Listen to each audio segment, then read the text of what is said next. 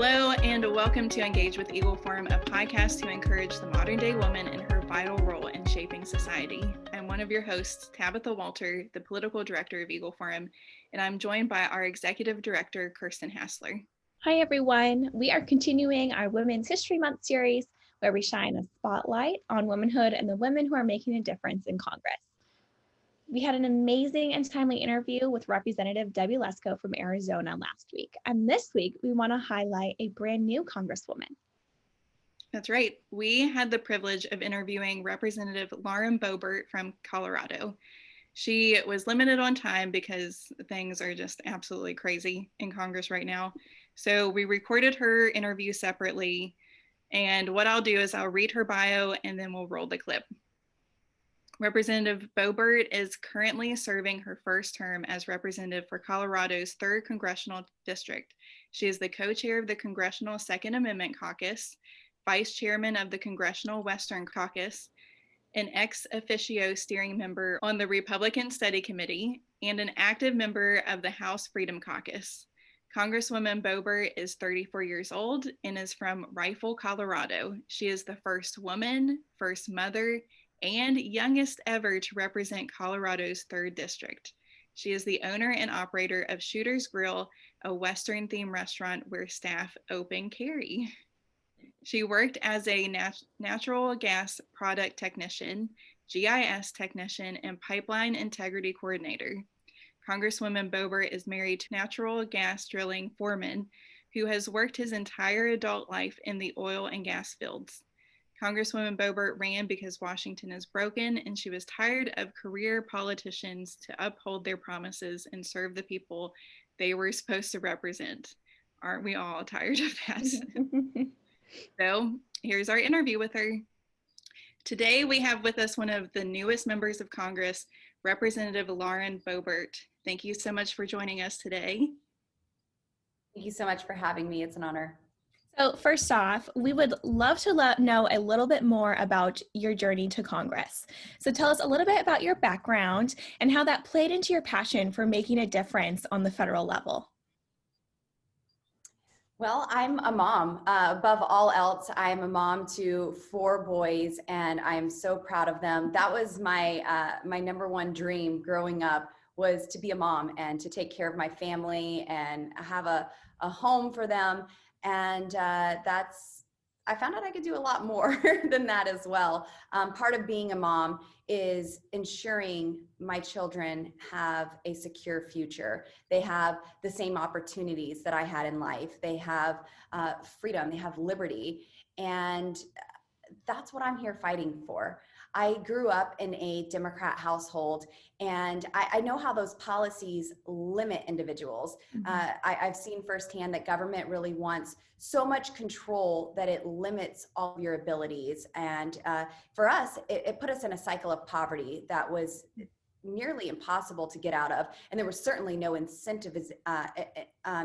We weren't incentivized to get out of that.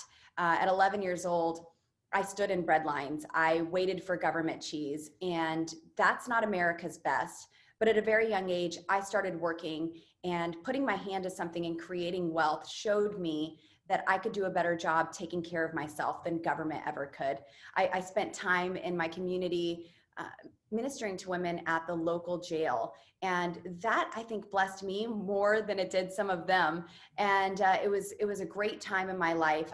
Several years I would go into the jail and encourage these women and let them know that their past didn't have to affect their future. I went in, and I'm a Christian, and so this was a faith-based ministry. And I personally introduced these women into the God who could turn their shame into glory and who could restore whatever their past looked like and lead and guide and launch them into a successful future. Later on, I began to create opportunities for these women to have a successful life. I opened a restaurant in Rifle, Colorado, and I saw that creating opportunity for people in my community was far more powerful than any government program could ever be. And so now, not only am I a mom, but I'm a business owner, and I have the opportunity to change lives, to impact my community. And I'm not just signing the backs of paychecks, I sign the fronts of paychecks, and that's very rewarding. That's wonderful and so encouraging. Kirsten and I are boy moms too, and we're working and we're doing a lot of things, and so we can totally identify with that. Our listeners, come from that same background too, and so it's wonderful to have someone in Congress that really represents our views and our lifestyle. It's no mistake that you are a defender of our Constitution, and you have been a very outspoken. There have been a lot of headlines. You have really made a splash in Congress. So can you tell us some of the issues you're passionate about when it comes to American freedoms? Sure. Well, through my restaurant, we have a unique thing that happens there. Most people say you're not allowed to talk about religion or government. And in my business, that's almost all we talk about.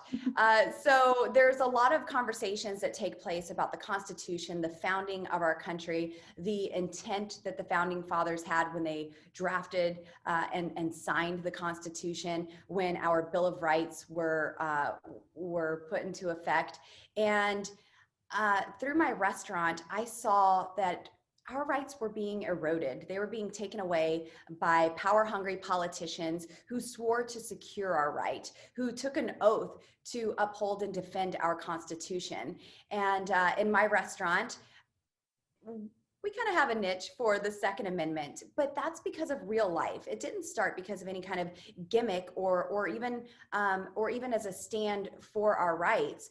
There was a man who was beat to death outside of my restaurant, and as a young female who isn't very strong, physically strong, I needed a way to protect the people around me. A man was beat to death and lost his life outside of my restaurant. I had to protect everyone that was there. And so I needed an equalizer.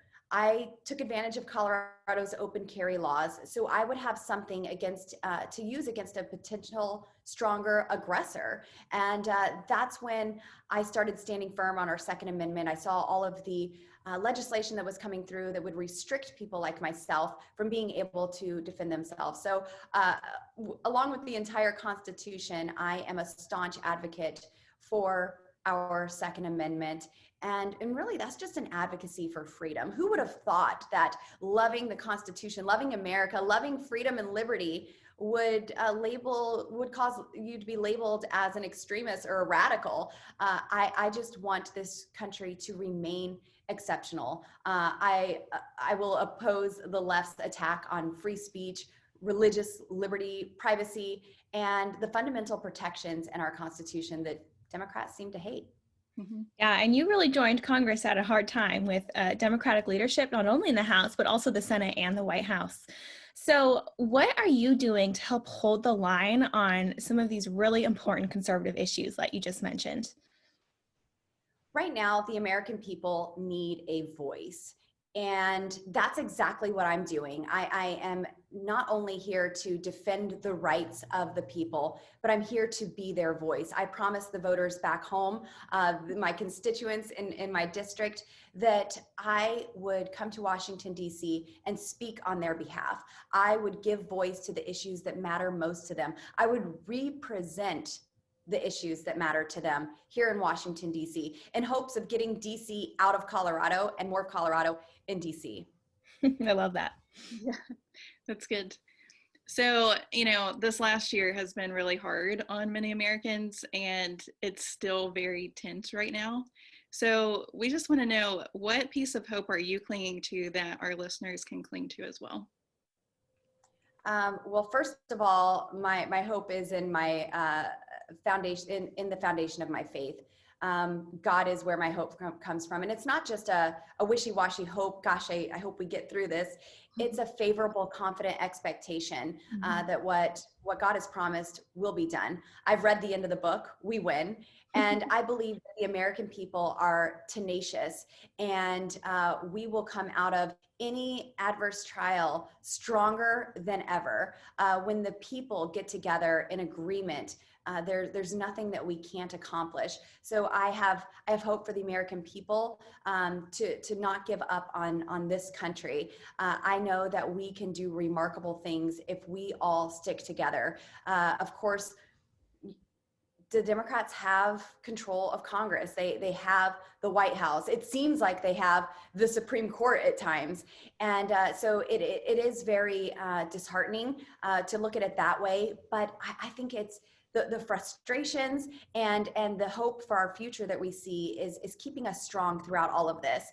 I think the American people need to know that we have hope and a chance to fight for fair elections here. We need to get control of that. We need to get control of our school systems and probably the media too. And if we could tackle those three things, we can go a long way. But we have things that are coming through Congress like HR 1.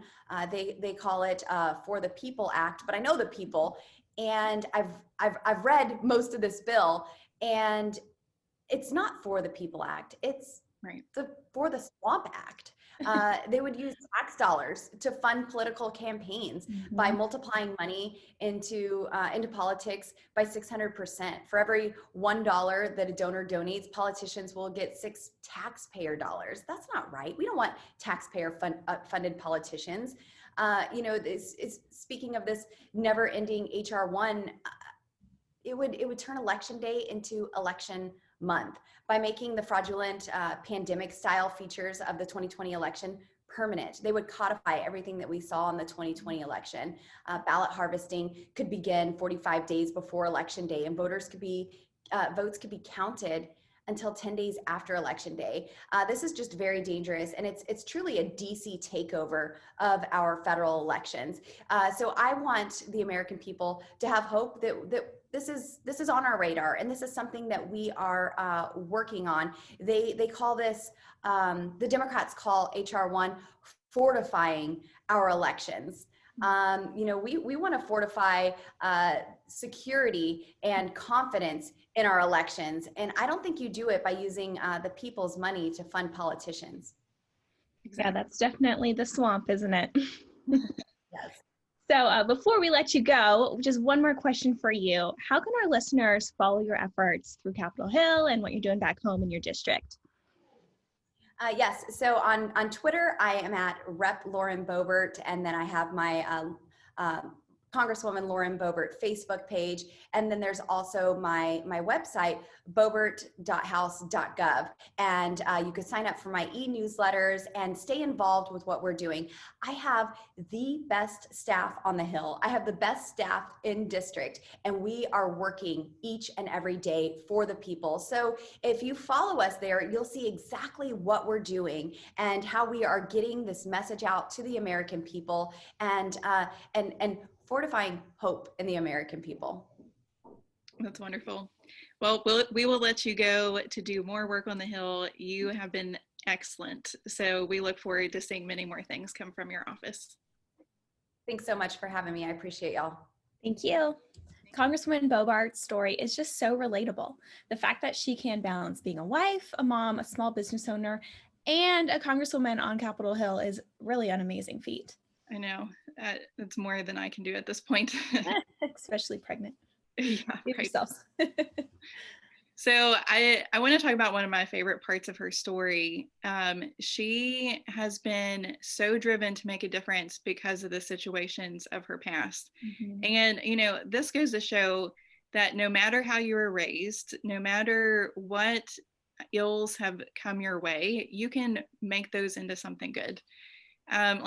She talks about how she grew up in a household on welfare and how she protected her employees after a man was killed outside of her restaurant.